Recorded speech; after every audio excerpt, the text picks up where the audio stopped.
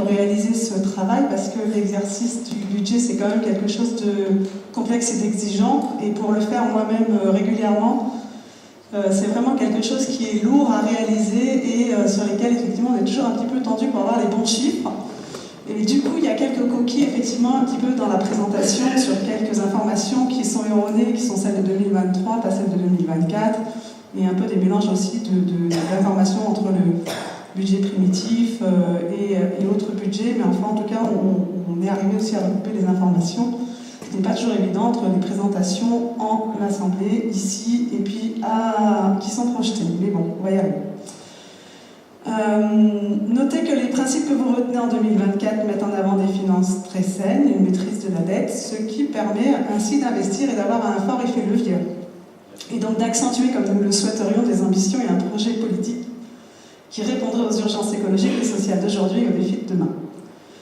Donc pour nous, c'est un peu du coup incompréhensible qu'on n'aille pas plus loin puisqu'on dispose vraiment de moyens et d'autant qu'on a une fiscalité qui est relativement dynamique, on l'a déjà soulevé.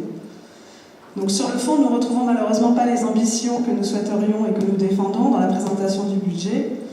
En effet, en plus, le document est quand même largement orienté, le document que vous nous présentez est relativement orienté gestion et non pas orienté sur un projet politique et donc des orientations.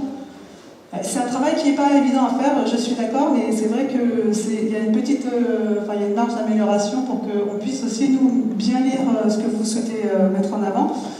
Et d'ailleurs, ça a été le cas puisqu'il y a une ligne de cette année développement durable qui, par contre, alors je ne suis pas sûre de comprendre puisqu'il y a une ligne sobriété énergétique développement durable, mais je pense qu'elle rentre dans les mêmes. Donc, si on pouvait avoir je pense qu'on commence à se poser la question de mettre en place un budget vert. Il y a deux entrées, il y a deux modèles possibles. C'est très compliqué. On ne sait pas lequel choisir. Donc je pense que c'est pour ça que les services et M. Despaux ont commencé à mettre des petites choses, mais on ne sait pas quel serait le plus lisible possible et le plus objectif possible. Oui. Et après, il y a la nouvelle loi de finances qui oblige maintenant aussi les collectivités de plus de 3500 habitants à... Mais après, il y a aussi toujours ce fameux budget objectif développement durable sur lequel vous pourriez faire un lien avec votre rapport développement durable et qui permettrait aussi peut-être de suivre des indicateurs de manière plus précise. Donc du coup, pour revenir, et merci pour cette intervention, je compte en parler, du budget vert. En ce qui concerne les taux de fiscalité inchangés, donc depuis 2000, vous l'avez souligné, nous redisons qu'il y a peu de mérite, puisque les taux de la fiscalité directe progressent quand même de 3,3 millions d'euros, soit une hausse de 8,6%, ce qui est largement au-dessus de l'inflation.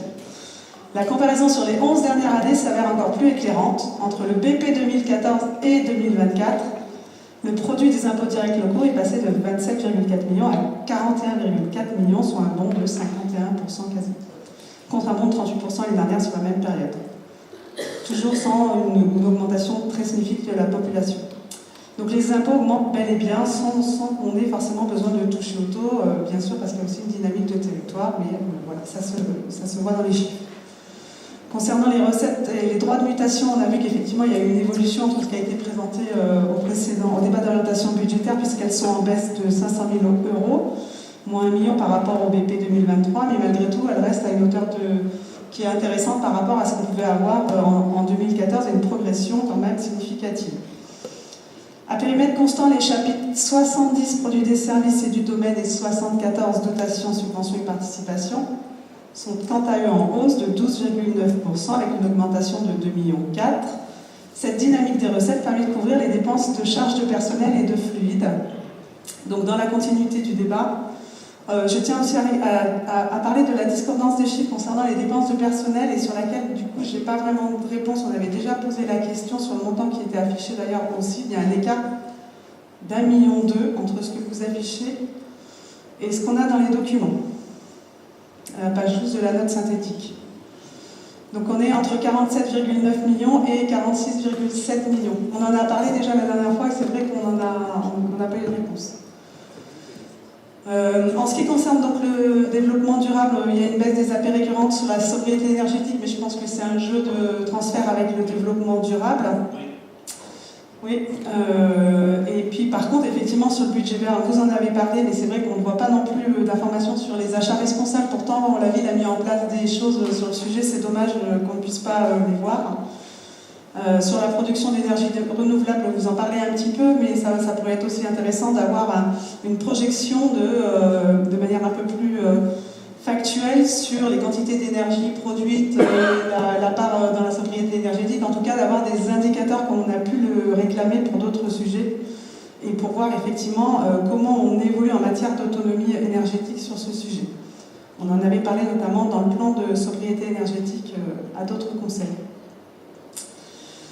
En tout cas, il faut impérativement faire de l'autonomie énergétique un sujet pour nous, fonder sur les renouvelables une priorité pour accélérer la décarbonation et réduire notre exposition à la volatilité des prix, puisqu'on l'a vu dans le budget, ça affecte quand même beaucoup, et d'autant plus que ça affecte aussi les plus précaires.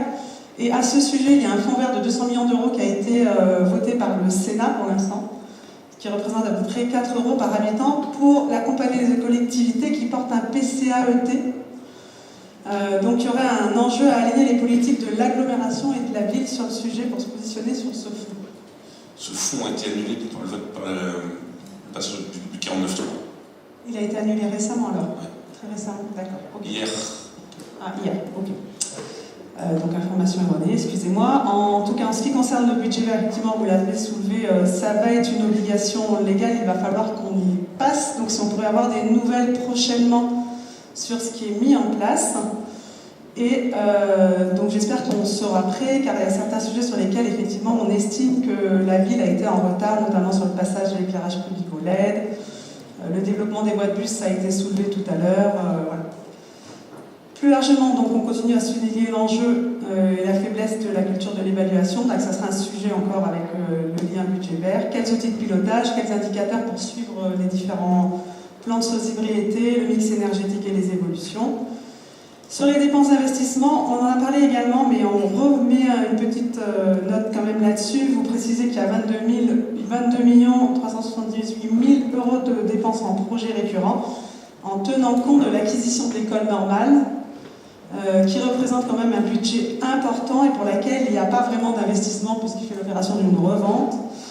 Et l'enveloppe recalculée serait de 17 483 000, ce qui est à peu près au budget de l'année dernière. En fait. Donc là-dessus, il y a quand même une augmentation un petit peu artificielle. En ce qui concerne l'urgence sociale, nous espérons aussi plus, bien sûr, on en a déjà parlé et c'est ce qu'on défend. Alors que les impôts augmentent, les inégalités se creusent. Et pour cela, nous ne percevons pas de lien avec le budget 2024, alors que c'est aussi un sujet de développement durable, la lutte contre la pauvreté et les inégalités. On ne perçoit pas du coup les efforts pour accompagner plus les citoyens qui continuent d'être touchés par la précarité sous toutes les formes. Nous réitérons donc ici notre désaccord avec la stabilité, notamment de la subvention CCAS.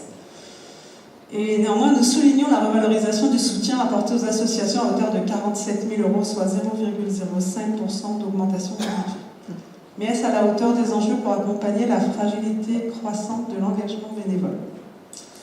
Enfin, sur le logement, et c'était un sujet en cours de conseil, face à l'explosion des prix, l'action doit garantir dans le temps l'accessibilité de notre ville aux classes moyennes et populaires, notamment en privilégiant bien sûr le recours à l'office foncier solidaire. Les quelques actions mises en œuvre vont dans le bon sens et les retours des nouveaux acquéreurs sont positifs. Sans ces propositions, ils soulignent d'ailleurs qu'ils n'auraient pas pu devenir propriétaires. Les efforts doivent donc se poursuivre et c'est sur la bonne... c'est un enjeu majeur, donc on est dans la bonne direction si on accentue ce travail-là. Donc les moyens existent pour faire de Vannes une ville plus juste et plus résiliente. Alors engageons des moyens pour aligner notre politique à la trajectoire définie par la COP28, puisqu'on a eu par contre, et ça c'est pas une information erronée, mais quelques avancées qu'on verra effectivement, j'espère dans le futur.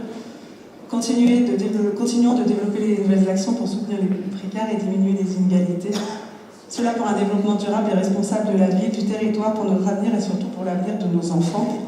Et pour toutes ces raisons, donc, nous voterons contre ce budget. Je vous remercie de votre écoute.